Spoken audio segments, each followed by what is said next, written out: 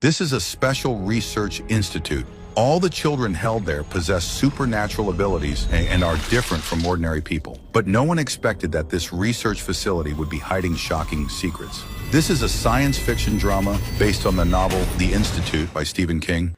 In a school gym, high school students are taking an exam. Among them is Luke Ellis, a 14-year-old boy with extraordinary intelligence. When he finished the exam, he raised his hands, but the examiner, assuming he wanted to go to the bathroom, pointed towards there, but he was actually finished. Outside, a group of students approached him and asked why he was here. He is younger than them. One of them asked him the answer for one of the questions and realizes that she got a different answer than Luke. He then did the calculation and solved it for her. She realized that she was the one who was wrong and walked away. Elsewhere, Tim Jameson prepares for a trip to New York City, but when he arrives at the airport, he learns the flight is overbooked. Since he wasn't especially excited about the trip to begin with, he volunteers to give up his seat. Instead of booking another flight, he decides to travel by road.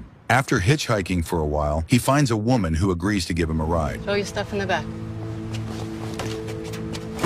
That evening, while having dinner with his parents at a pizza restaurant, they talked about his academic path. His principal has already started discussing his future at a university like MIT. His parents are worried about this. During the conversation, the metal pizza pan on the table suddenly moves and crashes to the floor, even though no one touched it.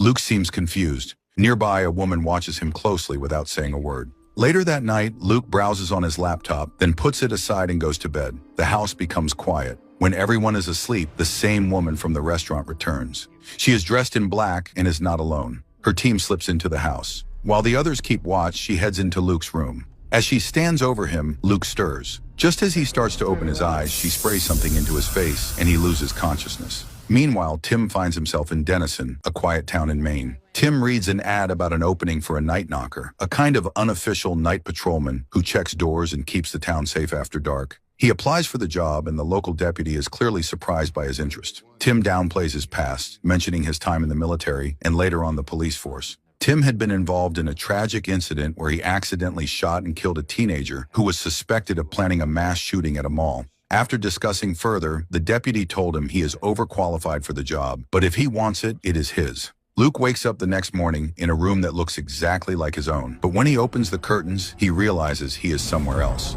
As he steps outside, he meets a teenage girl named Kalisha. She explains that they are in a secret facility called the Institute, located in Maine. She asks if he is a TP or a TK. A TP is someone who can read minds. A TK is someone who can move objects without touching them. Luke tells her he has mild telekinetic powers. Kalisha tells him she has telepathy. She then starts telling him about the place. No outside contact is allowed.